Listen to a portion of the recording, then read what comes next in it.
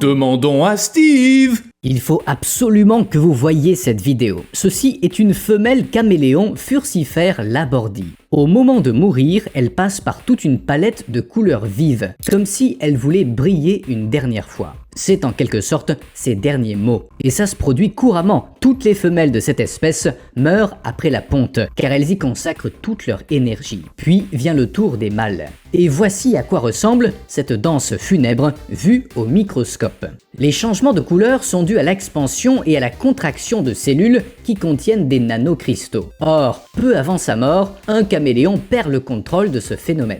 Les lapins sont capables de certaines choses inattendues. On sait qu'ils savent sauter, même par-dessus une clôture. Mais faire ça, sauter par-dessus un aigle royal, en plein vol, c'est incroyable. Et vous savez quoi? C'est pas si rare. Les lapins le font lorsqu'ils se rendent compte qu'ils n'auront pas le temps d'atteindre leur terrier. Ils attendent que le prédateur soit tout près et au moment où il est sur le point de frapper, c'est parti, faisons maintenant un tour en mer. En 1995, au Japon, on a découvert d'étranges cercles de sable au fond de la mer. Personne ne savait de quoi il s'agissait. Il a fallu près de 20 ans pour que les chercheurs démasquent le coupable, un poisson globe. Ces poissons nagent évidemment, mais ils nagent dur. Pour créer ces cercles, les mâles déploient beaucoup d'efforts, battant des nageoires tout en se déplaçant sur le fond marin. Bien qu'ils ne mesurent qu'environ 12 cm, ces petits poissons parviennent à former des cercles de 2 mètres de diamètre. Et tout ça afin de se reproduire. Les cercles doivent être parfaits pour plaire aux femelles, pas de traits superflus, et pas le droit à l'erreur. Vous saviez qu'il est possible de dresser des abeilles, ou du moins de leur faire ça. Il suffit de jeter près de la ruche quelque chose qui ressemble à un frelon. Ça a l'air cool et ça sert de système de défense. Les abeilles construisent des nids ouverts qui sont difficiles à défendre. Leur plus gros défi est de repousser les guêpes et les frelons qui aiment s'y introduire pour s'emparer des larves. Mais comment fonctionne cette vague? Il s'avère que c'est très efficace. Lorsque les prédateurs voient cette masse brillante, ils sont désorientés. C'est comme s'ils n'arrivaient pas à savoir où atterrir ou qui poursuivre. De plus, la surface ressemble à ça. Impossible de se concentrer sur un point en particulier. Et c'est reparti. Non, attendez, ça c'est des poissons. On dirait un banc de poissons échoués, mais c'est intentionnel. Ils n'ont pas l'intention de mourir dans d'atroces souffrances. Bien au contraire. Chaque printemps, des échouages massifs se produisent sur les plages californiennes. Mais ces milliers de minuscules poissons sont en fait là pour frayer. Et pour ça, ils ont besoin de la côte. C'est moins amusant de le faire dans l'eau.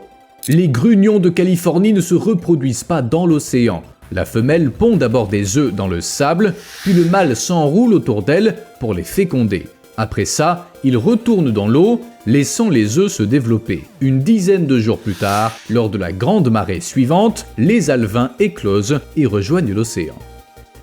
Là, les dangers ne manquent pas et la vie est dure pour les petits poissons. Un de ces dangers, c'est les baleines à bosse. Les baleines et leurs bulles. Les chercheurs ont remarqué que les baleines à bosse relâchent de véritables murs de bulles sous la surface. En montant, les bulles se transforment en pièges. Pour ce faire, les baleines tournent autour d'un banc de poissons en formant des cercles de plus en plus serrés, tout en soufflant continuellement. Les poissons sont ainsi complètement désorientés et ils finissent dans la gueule des baleines. Ça ressemble à ça vu de dessus. C'est un peu comme ces cercles que font les poissons globes, vous ne trouvez pas? Certains chercheurs pensent que les baleines à bosse se servent de l'air de leurs poumons comme d'un véritable couteau suisse. Ces bulles leur permettent de tisser des liens, de communiquer, de se cacher, de protéger les femelles des autres mâles et même de menacer d'autres baleines. Et bien entendu, d'attraper des poissons. Les dauphins font quelque chose de similaire, mais avec de la boue. C'est pas très élégant, mais ça marche. Regardez, ces dauphins utilisent leur queue pour remuer la boue, formant un cercle de plus en plus étroit qui enserre les poissons. Comme pour les baleines, la clé est de choisir le bon moment pour ouvrir la gueule. Lorsqu'un poisson est effrayé et désorienté, il finit par sauter hors de l'eau et se jeter directement dans la gueule des dauphins. Les dauphins l'ont sans doute découvert par hasard, mais ça s'est avéré être une méthode de chasse très efficace. En parlant de dauphins, regardez cela, on dirait qu'ils sont devenus fous, ou alors qu'ils sont coincés quelque part. Ça peut pas être une question de reproduction aussi. Non, ils ont un autre objectif, manger jusqu'à satiété. C'est en fait une méthode de chasse. Les grands dauphins sont intelligents et sociables, mais ils sont très actifs et ils ont constamment besoin d'énergie. C'est pourquoi ils emploient de nombreuses stratégies pour obtenir de la nourriture. L'une d'entre elles, qui consiste à se nourrir sur le rivage, est très dangereuse. Voyez par vous-même, à marée basse, les dauphins attirent les poissons vers le rivage et poussent avec force, créant une vague qui projette les proies sur le sable. Une fois échoués, les poissons sont des proies faciles pour les dauphins. Mais l'opération doit être effectuée rapidement afin que les dauphins puissent retourner dans l'eau avant de s'enliser ou d'être victimes de prédateurs. Seuls les grands dauphins emploient cette méthode, et uniquement le long de la côte de Caroline du Sud. Dans d'autres régions du monde, l'échouage des baleines est une véritable tragédie. Les raisons sont nombreuses: sonar déficient, maladies ou problèmes d'origine humaine. L'Australie et la Nouvelle-Zélande détiennent le triste record du plus grand nombre de ces incidents. Des centaines de cétacés sont retrouvés échoués. De nos jours, on s'en débarrasse proprement, mais dans le passé, on les faisait exploser. Comme ça. Et c'était pas bien malin, car il est arrivé que des morceaux de baleine s'envolent et blessent des gens, notamment dans l'Oregon.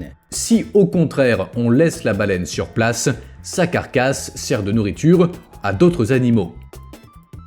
Comme des insectes tels ces fourmis qui sont prêtes à dévorer tout ce qui se trouve sur leur chemin. Absolument tout, même des mantes religieuses. Ce mille-pattes ne fait pas long feu, elle le neutralise sans difficulté. Mais il y a un problème, elles ne peuvent pas le manger. Les fourmis soldats ont des antennes très sensibles qui leur signalent que le mille-pattes est toxique. C'est dangereux, même pour des tueuses aussi impitoyables. Les ouvrières, elles, ne le savent pas. Alors que font-elles? Eh bien, elles se mettent aussitôt à enterrer leur proie. Informées de sa dangerosité via un dispositif de communication sans fil. Les soldats ne peuvent pas parler aux ouvrières, mais elles peuvent leur envoyer des signaux chimiques. Le plus souvent, c'est suffisant. Une fois le mille-pattes enfoui, il ne représente plus un danger. Même les fourmis qui n'ont pas capté le signal des soldats ne risquent rien.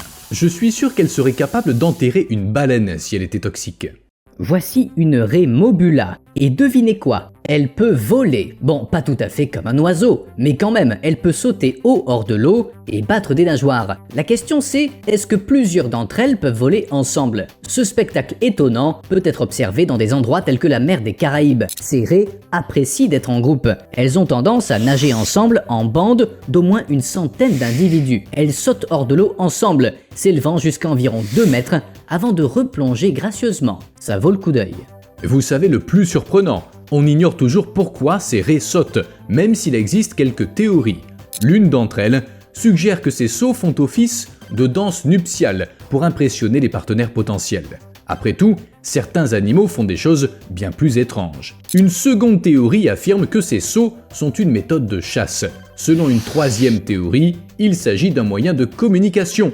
D'après les chercheurs, plus il y a d'éclaboussures, mieux c'est.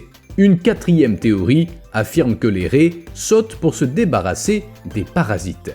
Mais la cinquième théorie est ma préférée. Les raies sauteraient simplement pour s'amuser. Pourquoi pas? J'ai toujours été fasciné par les comportements sociaux qui dépassent le cadre d'un travail d'équipe, comme chez les abeilles ou les fourmis. Prenez ce petit oiseau, le républicain social, qui mesure à peine 14 cm. Il est capable de construire des nids aussi massifs que complexes, ce qui est rare chez les oiseaux. D'ailleurs, certains chercheurs considèrent ces nids comme les structures les plus grandes et les plus impressionnantes construites par des oiseaux. Chaque nid peut abriter plus d'une centaine de couples de plusieurs générations. Et comme il y a très peu d'abris dans leur environnement désertique, ces nids n'abritent pas que des républicains. Ces nids sont constitués de chambres individuelles, chacune occupée par un couple d'oiseaux et éventuellement leur progéniture. Les entrées des chambres sont situées sous le nid, de sorte que vue du dessous, la structure rappelle un nid d'abeilles.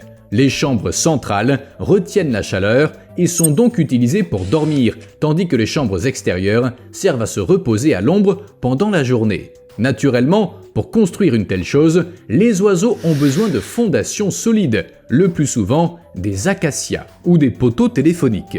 On n'a pas trouvé combien de temps il faut à ces oiseaux pour construire des nids aussi énormes, mais ils ne s'économisent pas. Il paraît que certains de ces nids peuvent rester en place jusqu'à 200 ans, à condition d'être remis en état de temps à autre. Je le disais, il n'y a pas que des républicains qui y vivent, mais aussi des lézards, des serpents, des insectes, d'autres oiseaux, même un fauconnet d'Afrique, qui doit être très utile à la communauté en éloignant du nid les autres prédateurs.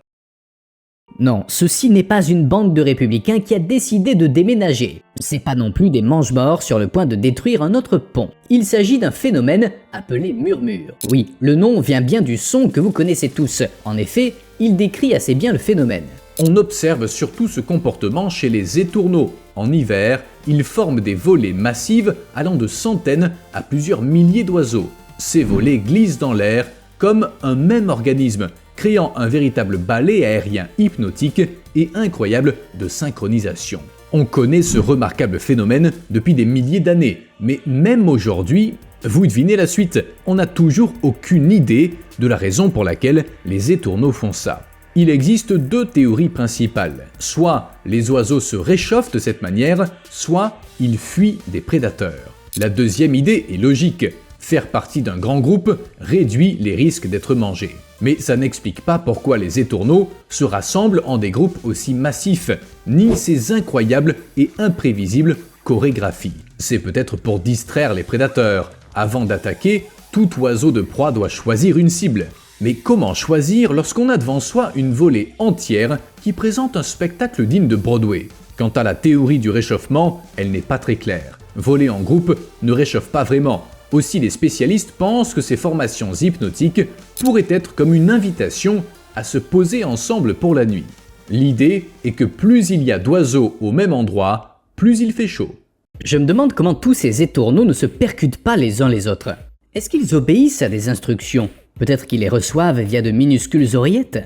En fait, c'est leur instinct qui les aide à maintenir une distance de sécurité. Les étourneaux sont conscients de leur environnement et ils peuvent réagir très rapidement à tout changement. De plus, chaque oiseau est en constante interaction avec ses 6 ou 7 voisins les plus proches. Certains conducteurs auraient bien besoin de tels instincts. Et si je vous disais que les murmures existent chez les canards? C'est pas exactement le même phénomène, mais l'histoire est fascinante. Le 21 décembre de l'année dernière, la société gestionnaire du pont Mackinac dans l'état du Michigan a reçu des appels de plongeurs inquiets. Ils parlaient d'une marée noire dans le détroit de Mackinac. Chaque jour, le nombre d'appels augmentait. La masse noire dans l'eau ne cessait de croître.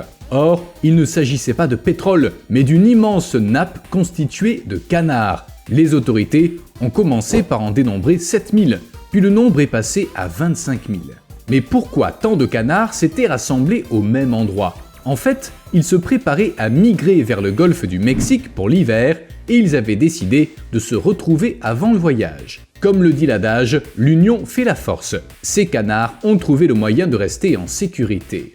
Imaginez qu'un tel groupe décide de se retourner contre un prédateur. Les grands requins blancs s'attaquent volontiers aux phoques. Ils en mangent tous les jours. Mais parfois, l'ordre naturel change et le prédateur devient la proie. Ça se produit lorsque des phoques font équipe pour effrayer un requin. Ces images aériennes montrent des requins contournant le bord rocheux d'une falaise et poussant des phoques vers les rochers, de sorte qu'il n'est nulle part où s'enfuir. C'est une stratégie de chasse courante, utilisée par de nombreux prédateurs. Mais les choses prennent une tournure inhabituelle. Un requin seul peut faire face à des phoques désorganisés, mais lorsqu'ils font équipe, ils se rendent compte qu'ils sont plus forts ensemble. Le rapport de force s'inverse et les phoques se mettent à poursuivre le requin comme s'il s'agissait de leur repas, le repoussant loin en haute mer. Ce phénomène, appelé houspillage, est utilisé par de nombreux animaux pour repousser les prédateurs. C'est une sorte de défense par l'agression. Mais cette situation est particulièrement intéressante car ces phoques ont chassé rien moins qu'un grand requin blanc, le roi des mers et des océans. En général, les requins tendent une embuscade à leur proie, souvent en s'approchant par le bas. Les phoques sont conscients de cette stratégie et parfois ils foncent sur le requin avant qu'il ne puisse passer à l'attaque. Cette contre-attaque inattendue prive le prédateur de son effet de surprise. Pour faire un parallèle, imaginez que votre propre sandwich vous saute dessus. Ça me fait penser à un dessin animé bizarre ou à une scène de la série Doctor Who originale. Pourtant, c'est exactement comme ça que chasse une sèche. Elle nage lentement, s'apprêtant à attraper un crabe. Il dispose pourtant de pinces pour se défendre, mais la sèche est capable d'hypnotiser ses proies. Et ça fonctionne. Elle les hypnotise en imitant je sais pas quoi au juste, mais ça lui permet de s'approcher très près et de frapper vivement. et sans le moindre risque de blessure. Les seiches mâles passent leur journée à se disputer l'attention des femelles en utilisant des motifs voyants qui servent aussi à repousser les rivaux. On dirait des panneaux publicitaires flottants dont les images éblouissantes n'arrêtent pas de changer. Si on observe attentivement leur peau, on peut voir qu'elle est comparable à celle d'une télé, un mélange de couleurs primaires formant des nuances et des motifs complexes. Les spécialistes qualifient même leur peau d'électrique, et c'est pas qu'une métaphore poétique. La peau de la seiche est contrôlée par des neurones cérébraux qui transmettent des impulsions et des informations au reste du corps. Si les seiches étaient un peu plus évoluées, elles pourraient même diffuser des dessins animés sur leur corps. Lorsque l'hypnose ne suffit pas, la seiche a un autre tour dans son sac. Elle peut se faire passer pour un crabe. Cet animal est un expert en matière de déguisement, et malgré ma vue supérieure à celle des animaux marins, j'aurais moi-même du mal à faire la différence. Il est amusant de constater que les seiches peuvent passer d'une apparence vive et lumineuse, comme si elles s'apprêtaient à faire la fête, à un aspect de rocher.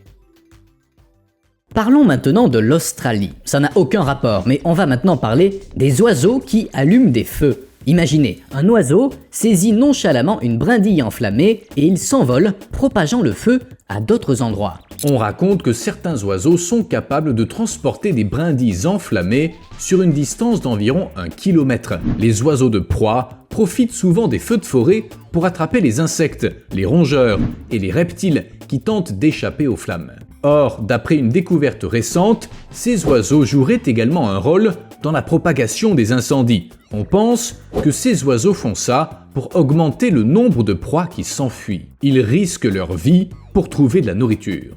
Mais les rapaces australiens sont pas les seuls à entretenir une relation étrange avec le feu.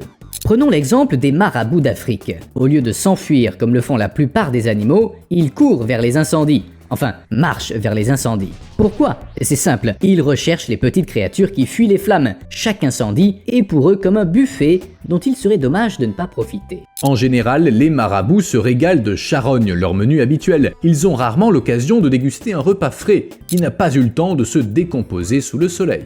En parlant d'oiseaux africains, vous connaissez les manakins? Et ils vivent en Amérique du Sud. Ah, bon, très bien. À votre avis, que font ces mâles? Ils veulent attirer l'attention des femelles, bien sûr. On dirait qu'ils font la queue, mais qu'ils n'en peuvent plus d'attendre. Et oui, c'est ainsi que la séduction fonctionne pour ces oiseaux. Ils sautent l'un sur l'autre, ils se tortillent et ils battent des ailes, tout en remuant la queue. Les mâles ne se battent pas entre eux. Seul l'un d'entre eux est la véritable star, les autres n'étant que ses élèves et ses choristes. Après le spectacle, l'artiste principal a la possibilité de s'accoupler avec une femelle sous le regard envieux des autres mâles. Et eux, quelle est leur récompense? Eh bien, ils y gagnent une expérience inestimable. Cette collaboration est assez fascinante.